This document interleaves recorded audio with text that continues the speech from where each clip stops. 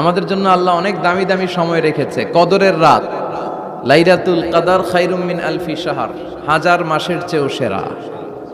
কদরের রাতের বারাকা, mercy, blessings যদি কেউ হাসিল করতে পারে, 1000 বছর ইবাদত করলে যেই সওয়াব, আল্লাহ ওই পরিমাণ সওয়াব ওই ইবাদতকারীর আমলনামায় লিখে দিবে।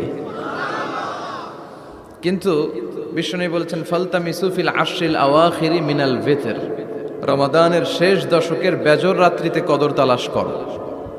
21, 23, 25, 27, 29 এই 3টা রাতেই আপনাকে সমান তালে ইবাদত করতে হবে। যে কোনো রাতেই কদর হয়ে যেতে পারে, কিন্তু আমরা বাংলাদেশে পালন করি কোন রাত?